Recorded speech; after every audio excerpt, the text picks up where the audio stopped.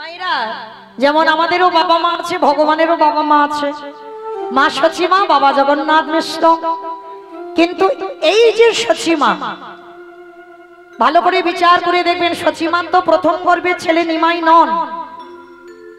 আমরা এখানে যারা শাস্ত্র জ্ঞানী, যারা তত্ত্ব জ্ঞানী, ভালো করে জানবো, সচিমার প্রথম গর্ভের ছেলে নিমাই নন, দশম গর্ভের ছেলে নিমাই। সচিমার প্রথম গর্ভে বাবা 8টা সন্তান হয়েছিল, নবম গর্ভে বিশ্বরূপ এলো, দশম গর্ভের ছেলে হলো আমার নিমাই। তাহলে প্রথম গর্ভের ছেলে তো নিমাই নন। কিন্তু মায়েরা ভালো করে লক্ষ্য করে দেখেন, আমরা কলির মানুষ, যদি কোনো মায়ের প্রথম সন্তান জন্ম দিয়ে সন্তান মরে যায়, আমরা জগতে কি বলি বাবা? সেই মা শুভ কাজে আর লাগে না। কি বাবা বলি কি না? কি মা আপনাদের এদিকে বলে যে মায়ের প্রথম সন্তান মারা যায় সে মা নাকি শুভ কাজে লাগে না? যদি পরপর যদি সন্তান হয়ে মায়ের সন্তানগুলো মারা যায়, আমরা সমাজ তাকে বলি বাবা ওই মায়ের লক্ষণ ভালো নয়। এটা আমাদের সমাজে একটা রটনা রটে। কিন্তু ভালো করে বিচার করে দেখেন, যে বিশ্বের স্রষ্টা মালিক ভগবান, সেই ভগবানের মা সচিমা, তার প্রথম গর্ভে 8টা মেয়ে মরে গেল। একটা দুটো নয়, 8টা মেয়ে মরেছে। বড় ছেলেটা যদি বা জন্মালো 16 বৎসর বয়সে বাবা অদ্বৈত আচার্যের সঙ্গে টোলে পড়তে গিয়ে সন্ন্যাসী দক্ষিণ ভারত। দশম গর্ভে নিমাই এলো, সে নিমাইও বাবা 24 বছর বয়সে সন্ন্যাসী হলো। তাহলে একটা মায়ের যে আপনাদের আমাদের মতো মা নয়, ভগবানের মতো মা, তিনি কেন মা 10-10টা সন্তান হারালো? এটাই কীর্তন। শুধু কীর্তন শুনলে হবে না বাবা, একটা কাহিনী হবে, আর কাহিনীটা গোটা শুনে চলে যাব না, আমাদের কিছু অজানা জিনিস জানতে হবে। যদিও বাবা আপনারা জানেন, অনেক বয়স জ্যেষ্ঠ বা জ্যেষ্ঠা আছেন, আমি একটু মনে করাচ্ছি মাত্র। কারণ লীলা পালা তো বাবা, পালা তো নয়, পালা দুটো, একটা সেরে ফেলেছি আর একটা বাকি আছে। কি মা জানো তো? একটা সভা সারা হয়ে গেছে, আসার পালা, আর একটা বাকি আছে যাওয়ার পালা। এই দুটো পালা হলেই আমাদের শেষ। ভগবান যা করার করেছে বাবা লীলা, নতুন করে আর কিছু করেনি। আর সেটা ওলট পালট করে আমরা কীর্তনিয়ারা গাই। কিন্তু মনে রেখো মা, কীর্তন কোনোদিন পুরানো হয় না। ও যত যত শুনবে বাবা, একই লীলা 1000 বারও যদি শোনো, তবু যেন মনে হয় ভগবানের এই লীলা, যেন যেন মনে হচ্ছে নতুন নতুন মনে হয়। কারণ এটা মহাপ্রভুর একটা কৃপা। তাহলে এই যে বাবা সচিমার 10-10টা ছেলে মেয়ে মরে গেল কেন? একটা দুটো নয়, 10-10টা ছেলে মেয়ে কেন মরল? তাহলে মনে রাখতে হবে, কাঁদালে কাঁদিতে হয়, এ কথাটা মিথ্যা নয়। এই কথাটা বাবা খুব দামি কথা। ওই জন্য সবার চরণ ধরে বলবো বাবা, অজান্তে যেন কাউকে দুঃখ দিও না, কষ্ট দিও না।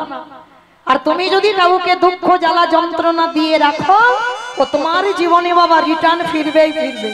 ও কোনো ভুল নেই, আসবে কোনো না কোনো দিন ওই দুঃখটা তোমার জীবনে আসবে। যার জন্য ভগবানের মা হয়েও ভগবান নিজের মাকে ছেড়ে দিচ্ছে না। একটা নয়, দুটো নয়, 10-10টা ছেলে মরে গেল কেন? শেষের ছেলেটা চলে গেল, আগের ছেলেটা চলে গেল, আর 8টা মেয়ে মরল কেন? অপরাধ করেছিল। প্রতিটা জন্মে জন্মে ভগবানের মা অপরাধ করেছে। তাহলে এই অপরাধের কথা শুনতে গেলে বাবা একটুখানি যেতে হবে আমাদের কোথায়? সেই ত্রেতা যুগ। ত্রেতা যুগে গেলে আমরা খবরটা পাবো কেন 10-10টা ছেলে মরলো ভগবানের মা। হরি বল। কেন চলে গেল দুটো ছেলে আর 8টা মেয়ে কেন মরে গেল? তা সেই যে, আচ্ছা বাবা যদি বলতে বলেন বলবো, বলবো অনুমতি নিয়ে বলছে কিন্তু বেশ রাধে। তাহলে সেই যে ত্রেতা যুগে বাবা রামচন্দ্র যেদিন 14 বৎসরের জন্য বনবাস হবে, আর বনবাসে যাওয়ার পরে তো যখন বনবাসে যাচ্ছে একটা নিয়ম আছে বাবা, এটা আমাদের সমাজেও নিয়ম আছে। কোন সন্তান যখন শুভ কাজে যায় দেখবেন ঠাকুমারা যদি তাকে আগেকার দিনে বয়স জ্যেষ্ঠ বা জ্যেষ্ঠা একটু গ্লাসে করে দুধ এনে খাওয়ায় বা দই এনে খাওয়ায়। কেন? এটা হচ্ছে মা বড় শুভ। এই দইয়ের ফোঁটা বলো, দুধের ফোঁটা বলো, যদি সন্তানের কপালে দেওয়া যায়, কোন শুভ কাজে যদি যায়, এটা বাবা খুব মাঙ্গলিক হয়। তো যখন রাম বনে যাবে, রামের মা কৌশল্যা দুধ এনেছিল রামকে একটু খাওয়াবে বলে। কোথায় ছিল ভরত জননী কইকেয়ী মা? এসে ওই কৌশল্যাকে বলেছিল, কইকেয়ী মা, দিদি তুমি কি ভুলে যাচ্ছ এই রাজ্যের রাজমাতা হলাম আমি, আমার ছেলে ভরত হবে রাজা, তুমি তো রাজমাতা নও। তাহলে তুমি যখন রাজমাতা নও, তাহলে তুমি কিসের জন্য তুমি ওই আমার রাজ্যের দুধ নিয়ে রামকে খাওয়াও? কৌশল্যা মা কেঁদে বলেছিল, কইকেয়ী আমি তো অন্য কেউ নয়, আমি তো তোর বড় দিদির মতো। আমার দুঃখ নেই, আমার রাম 14 বছর যাবে বনে। তুই তো বলতে পারতিস যে আমার রাম রাজা না হয়ে তোর ভরত রাজা হবে, তাতে দুঃখ ছিল না।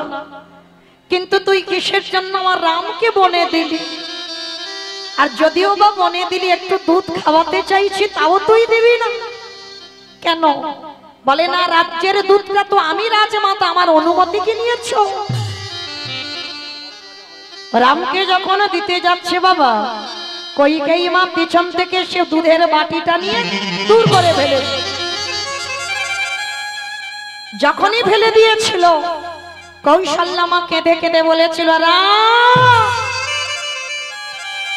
রাম কথা দে বাবা, এর পরের জন্মে তুই আমার গর্ভে আসবি না বাবা।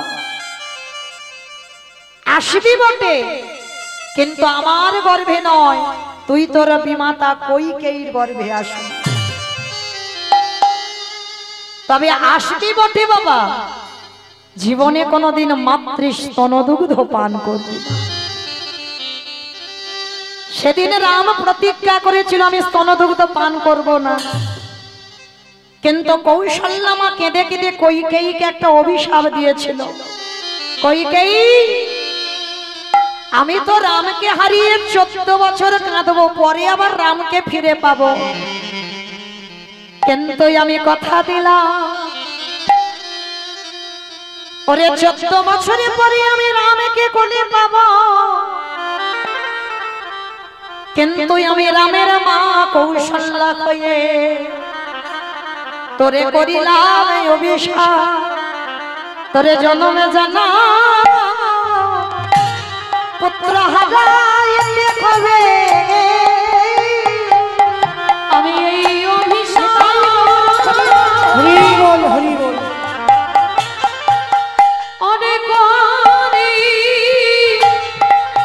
রাখলাম, তোরে জন্মে জন্ম পুত্র হারাতে হবে, তোরে বাবলের মতো কেহ থাকবে না, তোরে জনম জনম পুত্র হারাতে হবে। সেই কৌশল্যা মার অভিশাপে কইকেয়ীকে 3 বার জন্ম নিতে হয়েছিল বাবা। আর ওই 3 বার মানে যতবার জন্ম নেয় ততবার বাবা একটাও সন্তান কোলের কাছে ছিল না, সব কটা একে একে চলে গেল। ভালো করে বিচার করে দেখেন বাবা, পরপর বলে যাব। প্রথমে জন্ম হলো দেবকী, ওই দেবকী হয়ে কংসের কারাগারে প্রথমে ছোট ছোট পুত্র সন্তান এলো। কংস মামা ওই পাষাণে একটা একটা করে প্রাণ হরণ করে নিল। সপ্তম গর্ভে এলো আমাদের মলনা, ওই বসুদেবের প্রথম পত্নী রোহিণীর গর্ভে চালনা করতে হলো, বলরাম হলো। অষ্টম গর্ভে এলো আমার কৃষ্ণচন্দ্র, ভাদ্র কৃষ্ণাষ্টমী তিথিতে বাবা বসুদেব মাথায় করে নিয়ে ওই নন্দালয়ে রেখে এলো। আস্তে বাবা হিসেব করে যাবেন, আমি বলে যাব আর হিসেব করবেন। রামকে 14 বছর কাঁদাবার অপরাধে রামের মার অভিশাপে কইকেয়ীকে কতবার কাঁদতে হলো? তাহলে প্রথম জন্মেই 8টা চলে গেল। কি বাবা 8টা গেল তো? কেউ কিন্তু মার কোলে রইল না মা বলে ডাকার মতো। দ্বিতীয় জন্ম কোথায় হলো? দ্বিতীয় জন্ম হলো জগন্নাথ ধাম পুরী ধাম। ইন্দ্রদম্ন রাজা স্ত্রী, যার নাম হলো গুন্ডিচা মা। এখানে যারা শাস্ত্র জ্ঞানী বাবা জানবেন, ওই কইকেয়ী মা হয়েছিল প্রথম জন্মে দেবকী, দ্বিতীয় জন্মে বাবা গুন্ডিচা মা। জগন্নাথ মন্দিরে যারা গেছেন, জগন্নাথ ধাম শ্রীক্ষেত্র লীলাচল, আর ওই লীলাচলে যিনি মন্দির প্রতিষ্ঠা করেছিলেন ইন্দ্রদম্ন রাজা, তার স্ত্রী ছিল বাবা গুন্ডিচা মা। আর এই গুন্ডিচার একটা নয় দুটো নয়, কটা সন্তান ছিল? 18টা ছেলে। একটা নয় দুটো নয়, 18টা সন্তান। এখন কোথায় আছে জানো? ওই 18টা সন্তান আছে কোথায়? যারা যারা যাবেন বাবা পুরী ধাম, আচ্ছা কতজন পুরীতে গেছেন একবার হাতটা তোলেন তো দেখি।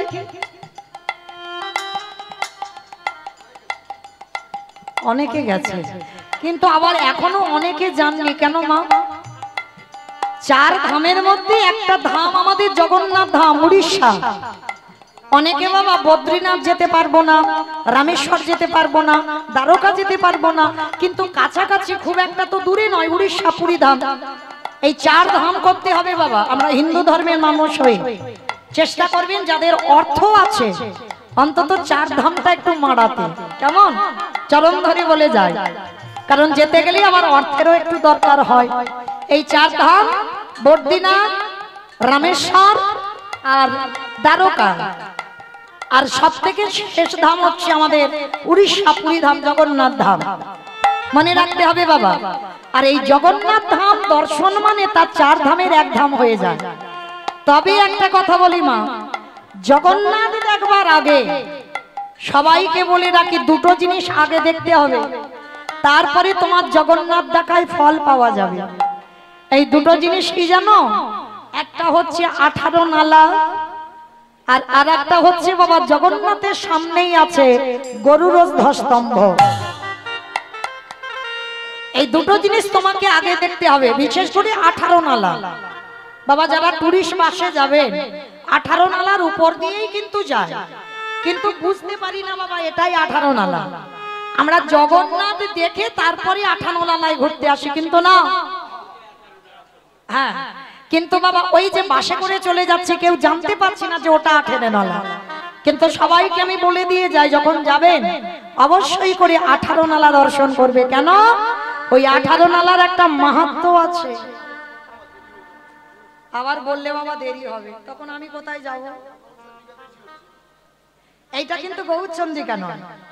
অনেকে বলছেন বাবা এগুলো গৌরচন্দ্রিকা, এগুলো গৌরচন্দ্রিকা নয়। গৌরের কথা প্রথমে পদাবলীটা গাইলাম, এবার আর 2-1টা কলি করে ভনিতা হবে। হ্যাঁ, এগুলো হচ্ছে বাবা এই বলতে বলতে শাস্ত্র কথা উদাহরণ দিতে দিতে এসে যায়। এগুলো কিন্তু গৌরচন্দ্রিকা নয়, কিন্তু কি করা যাবে বাবা, প্রাসঙ্গে এসে যায়, বলতে বলতে একটু দেরি হয়ে যায়। কেমন? তো যাই হোক, আবার পরে বলবো, এদিকে যেতে গেলে দেরি হবে। তো যাই হোক, এই যে 18 নালা, তা এই প্রথম জন্মে 8টা হলো, দ্বিতীয় জন্মে গুন্ডিচা হয়ে 18টা সন্তান হলো। আর ইন্দ্রদম্ন 18টা ছেলেকে বলি দিয়েছিল। কেন দিয়েছিল বাবা বলা যাবে না, এখন বললে ওই গৌরচন্দ্রিকা বেড়ে যাবে। দোষ তো আমার নয়। তো বেশ, তাহলে এই 18টা ছেলের মাথা আছে বাবা 18 নালার উপরে। যে সেতুর উপর দিয়ে যাচ্ছ ওটা সেতু ছিল না, 18টা ছেলের মাথা দিয়ে তবে সেতুটা তৈরি হয়েছে, ব্রিজ। আজও আছে বাবা 18টা ছেলের মাথা দিয়ে রক্তে ওই 18 নালা তৈরি হয়েছে। হ্যাঁ, ওই 18 নালাটাকে দর্শন করলে আমাদের কোটি কোটি জন্মের পাপ তাপ সব ধুয়ে মুছে নষ্ট হয়ে যায়। তো যারা পরবর্তীতে যাবে অবশ্যই দর্শন করবেন। তাহলে বাবা কি বুঝলাম? প্রথম জন্মে দেবকী, দ্বিতীয় জন্মে গুন্ডিচা, প্রথম জন্মে 8টা, দ্বিতীয় জন্মে 18টা, আর তৃতীয় জন্ম কোথায় হলো? নদিয়া নবদ্বীপ ধামে। নীলাম্বর চক্রবর্তীর কন্যা শচী ঠাকুরানী হই। কি বাবা হিসাব করছেন তো?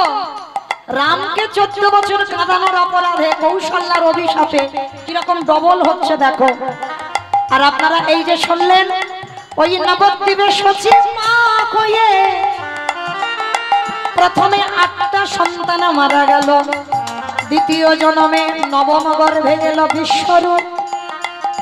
ওই যে অদ্বৈত আচার্যের সঙ্গে দক্ষিণ ভারতে গেল, আর 10মে গর্ভে এলো আমাদের নিমা।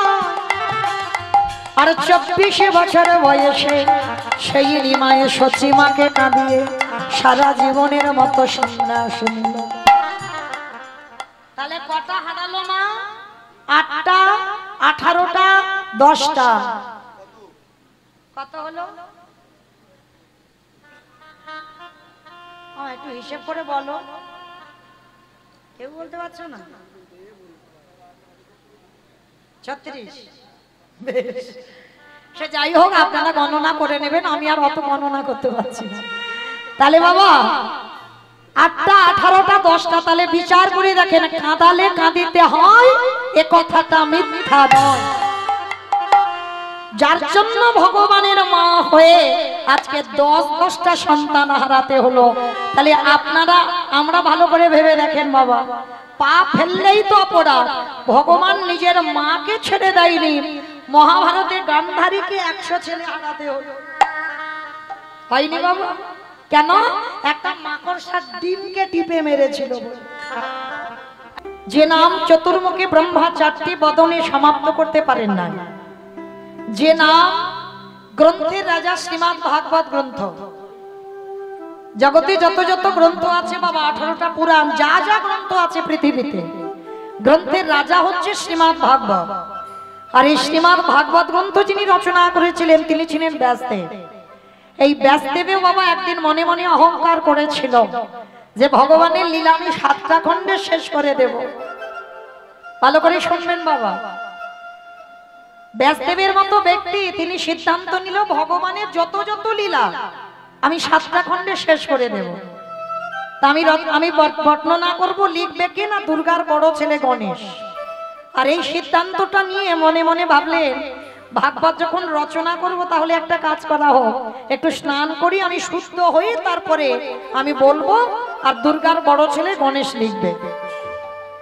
তা বাবা সরযূ নদীর ঘাটে স্নানে গেছিলেন ব্যাসদেব। আর স্নানে গিয়ে দেখছে বাবা বিশাল বড় একটা বট গাছ, আর ওই বট গাছের ডালে ছোট্ট একটা চড়ুই পাখি বসে আছে।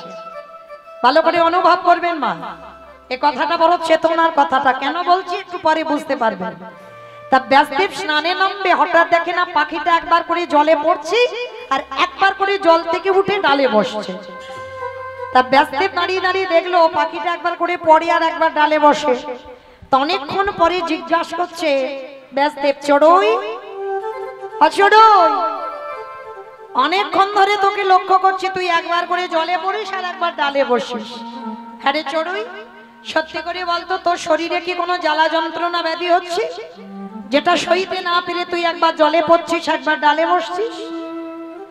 পাখিটা মুচকে মুচকে হাসছে ব্যাসদেব, আরে আমার শরীরে জ্বালা যন্ত্রণা কিছু হয়নি, তাহলে একবার জলে পড়ছিস কেন, একবার ডালে বসছিস কেন?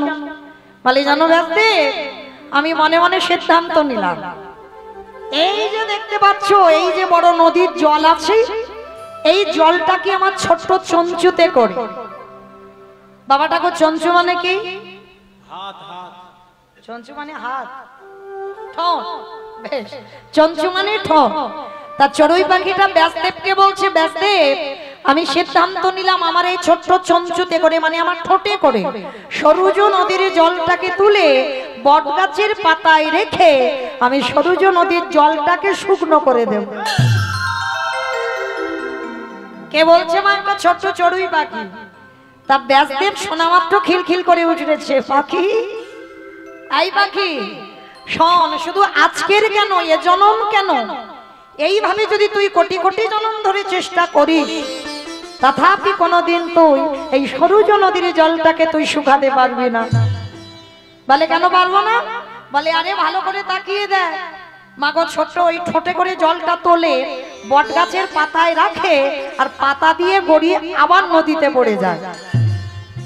তা ব্যাসদেব বলছে তুই এইভাবে যদি চেষ্টা করিস, তাহলে কোটি কোটি জনম ধরে যদি এইভাবে করতে থাকিস, তবু তুই জল শুকাতে পারবি না। চড়ুই পাখিটার রাগ হলো, ব্যাসদেব আমি একটা চড়ুই বলে তুমি আমায় তাচ্ছিল্য করে দিলে, কিন্তু ব্যাসদেব তুমি ভালো করে অনুভব করে দেখো তো একবার দেখি, তুমি যখন নদীর ঘাটে আসছিলে তুমি মনে মনে ভেবে এলে ভগবানের যত যত লীলা আছে 7টা খণ্ডে শেষ করে দেব।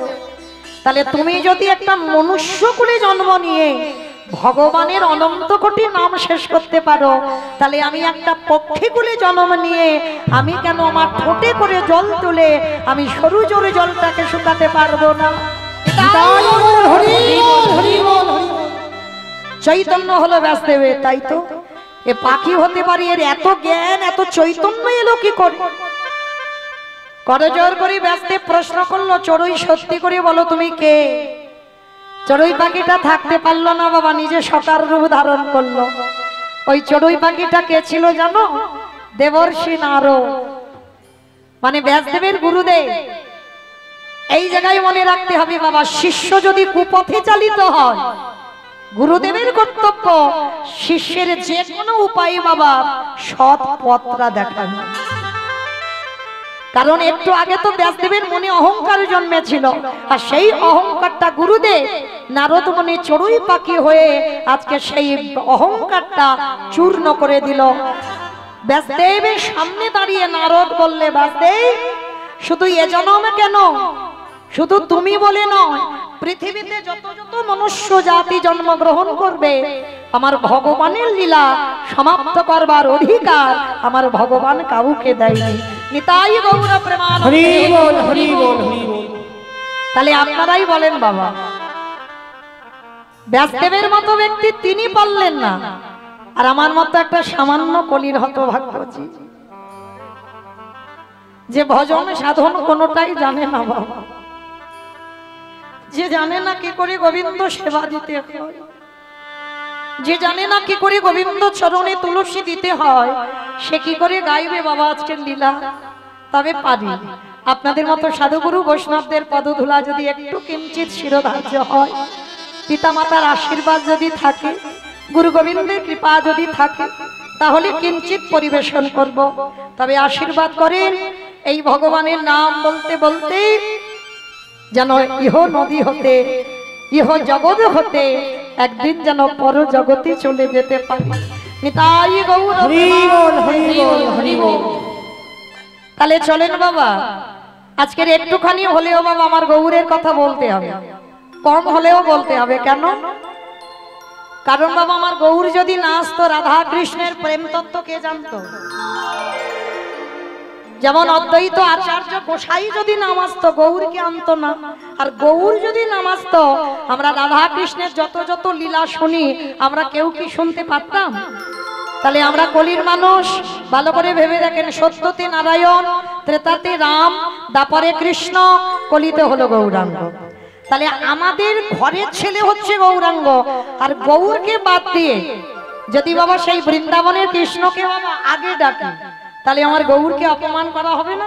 আমার কলি যুগটার অপমান করা হবে না? তাহলে চলে আজকে নবদ্বীপের মাটিতে গিয়ে দেখব, আজ কেহ বলে পুরাবেতে রে বনগোধিলা, কেহ বলে পুরাবেতে রে বনগোধিলা। আমার উলু কই?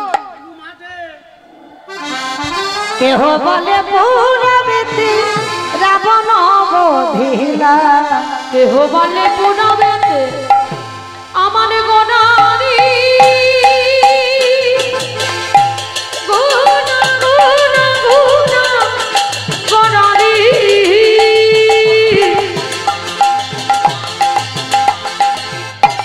গোনা গোনা গোনা গোনারি, গোনা গোনারি। নিতাই গৌর প্রেমানন্দে হরি বল, হরি বল। ওই নদীয়ার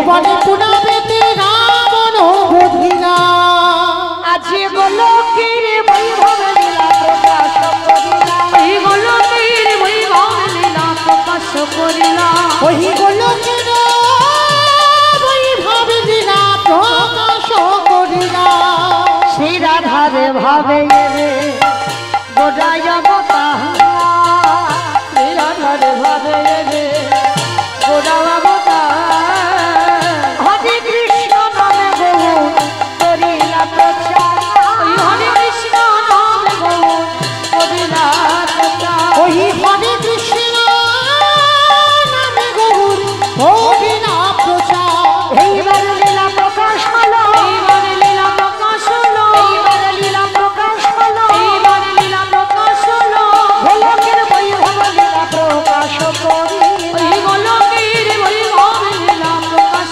করিলা ওই গোলকের বৈভব লীলা প্রকাশ করিলা বাসুদেব ঘোষ কহে করি জোড়হা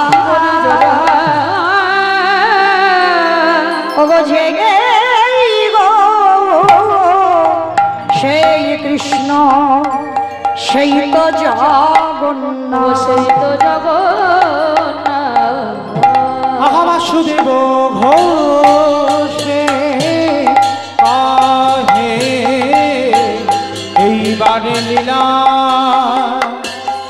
প্রকাশ হল বাসুদেব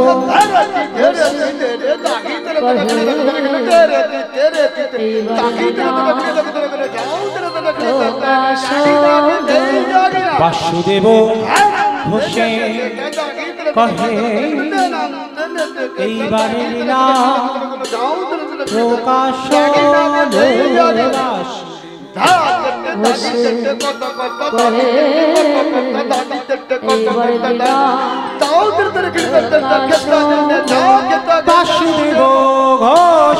কহে এইবার লীলা প্রকাশ হলো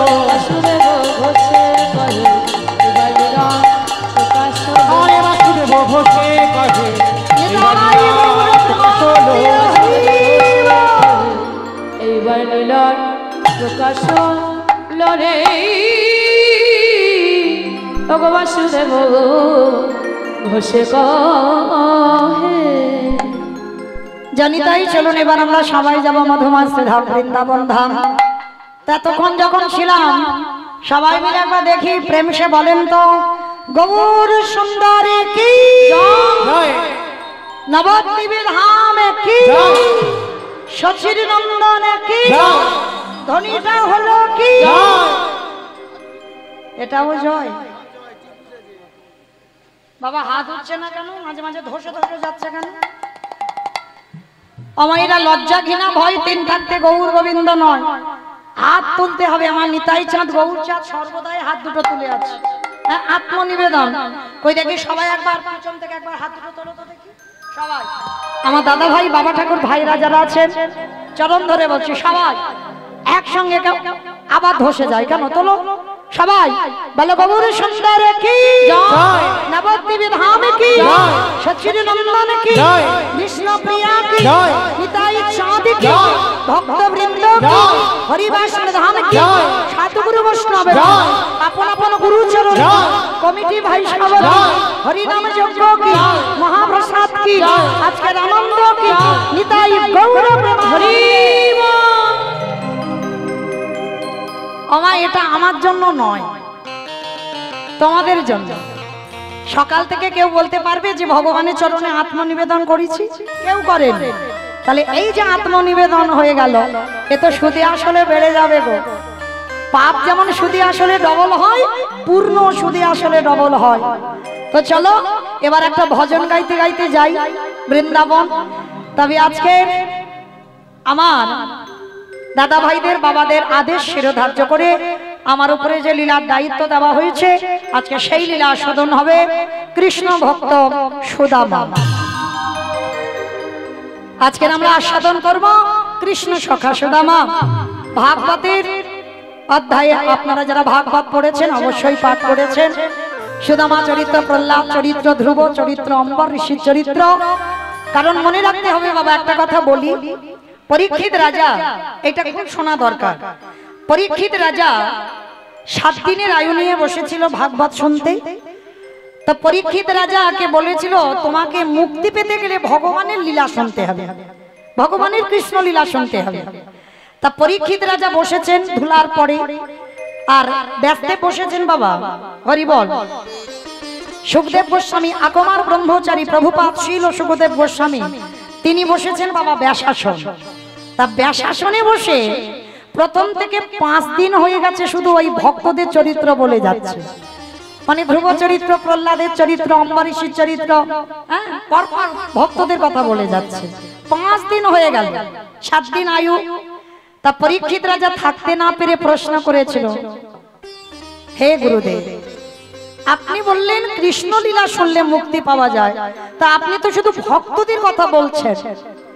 সুখদেব গোস্বামী হেসে বলেছিল, পরীক্ষিত, উত্তম প্রশ্ন করেছো তুমি। হ্যাঁ, আমি বলেছি কৃষ্ণ লীলা শুনলে মুক্তি পাওয়া যায়, তবে শোনো একটা কথা বলি, কোন ব্যক্তির যখন পেটের রোগ হয়, পেটের সমস্যা হয়, ডাক্তারখানা নার্সিং হোমে ভর্তি রইল অনেক দিন, পেটের সমস্যা, যা খায় গ্যাস হয়ে যায়, যা খায় অম্বল হয়, তখন ডাক্তার কি বলে, একটু সিদ্ধ অন্ন খেতে, মানে একটু নরম নরম খাবার, মানে কোনো রিচ খাবার যেন পেটের ভিতরে না যায়। বাবা যারা ভক্তি জগতে নেমেছেন আমার কথাটা ঠিক বুঝতে পারছেন, যেন হঠাৎ করে তোমার পেটের সমস্যা, তো হঠাৎ করে যেন রিচ খাবার আর পেটে দিও না, কারণ তোমার পেটে যখন যা কিছু খাও গ্যাস হয়, আর হঠাৎ যদি ওই কষা কষা মাছ মাংস পড়ে, তাহলে তুমি আর বাঁচবে না। হরি বল, বুঝেছেন বাবা? রাধে রাধে। পরীক্ষিত মহারাজকে বোঝাতে চাইল, পরীক্ষিত, হঠাৎ করে তুমি কৃষ্ণ লীলা শুনলে তুমি হজম করতে পারবে না, আগে তৈরি করে নাও দেহটাকে। ভক্তদের কথা শুনতে শুনতে মনে রেখো পরীক্ষিত, যেদিন তোমার বিষয় বাসনা ত্যাগ হয়ে যাবে, ভক্তদের কথা শুনতে শুনতে যেদিন তোমার দুটো নয়নে বাড়ি বিগলিত হবে, যেদিন তোমার মনে হবে জগতে কৃষ্ণ ছাড়া আর কিছু জগতে নেই, এই যে আমি রাজা পরীক্ষিত, ওই ভাবনাটা যেদিন তোমার মন থেকে চলে যাবে, আমার মুখ থেকে ভাগবত শুনতে শুনতে যেদিন তোমার দুটো নয়ন হতে বাড়ি ঝরবে, তারপরের দিন থেকে আমি শোনাবো ভগবানের কৃষ্ণ লীলা। পরীক্ষিতের চোখে জল আসতে টাইম লেগে গেল বাবা 5 দিন, বাকি ছিল 2 দিন, আর 2 দিনে শুনিয়েছিল কৃষ্ণ লীলা। হরি বল। আর শ্রবণ করিয়েছিল ভাগবতে সেই 10ম স্কন্ধ, ভগবানের শ্রীকৃষ্ণচন্দ্রের রাসলীলা বর্ণনা। কারণ ভক্তের হৃদয় যতক্ষণ না বাবা পেকে যায়, ততক্ষণ ভগবানের এই লীলা শুনবার অধিকার হয় না। নিতাই গৌর হরি বল, হরি বল, হরি বল। এই জন্য মনে রাখতে হয় বাবা, যেখানে আমরা কীর্তনে যাই, নদিয়া, মুর্শিদাবাদ, বাংলাদেশ, মালদাহ, এইদিকে বাবা 16কালীন, 32কালীন, অষ্টকালীন হয়। এই 32কালীন যখন হয়, 16কালীন হয়, আগে ভক্তদের কথা বলে বলে যাবে। প্রথম গৌরের কথা হবে, একটা দিন গোটা, পরের দিনটা গোটা হবে ভক্তদের চরিত্র, মানে ভক্তকে তৈরি করে নেয়, আর তৈরি করে নেওয়ার পর তারপরে হয় বাবা ভগবানের অষ্টকালীন লীলা। তাহলে চলেন, আজকে আপনারা বসেছেন পরীক্ষিতের জায়গায়, আমরা সেই পরীক্ষিতের জায়গায়, তবে আমি সুখদেব নয়, আমিও পরীক্ষিত, কারণ ভগবান আমাকে সেই জায়গা দেয়। তাহলে আজকে আমরা সবাই ভজন গাইতে গাইতে বৃন্দাবনে প্রবেশ করব, আর আমরা সেই ভগবানের ভাগবতী ও লীলা কৃষ্ণ সখা সুদামা আজকে আস্বাদন করব। তো চলেন একটা ভজন গাইতে গাইতে সুরধ্বনির তীর ধরে বৃন্দাবন যাব। মাইরা টুলু ধ্বনি, সুরধ্বনির কিনারায় সোনার নুপুর দিয়া পায়ে নাচে নাগরি গো সুন্দর গৌরাঙ্গরা। সুরধ্বনির কিনারায় সোনার নুপুর দিয়া নাচে নাগরি গো সুন্দর গৌরাঙ্গরা। আর সুর ধুনির কিনারায় সোনার নুপুর দিয়া পায় নাচে না গরি গো সুন্দর গৌরাঙ্গ রায়। ওই সুরধরের কিনারায় সোনার নুপুর দিয়া পায় নাচে না গরি গো সুন্দর গৌরাঙ্গ রায়।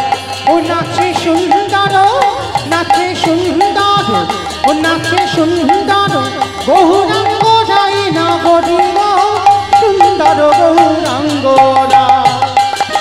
সুরধরের কিনারায় সোনার নুপুর দিয়া পায় নাচে না গরি গো সুন্দর গৌরাঙ্গ রায়। আমাইরা আমি আর আমার সম্প্রদায় যাবো, আর কেউ যাবো না, যাবো তো? যারা যারা যাবো কই দেখি আর একবার এই কান মুলে বলছে মা কালীর দিব্যি আর বলবো না। সবাই দেখি হাত দুটো তোলে একবার, সবাই একসঙ্গে তালে তালে করো তালি, কেমন? আহা সুন্দর কপালে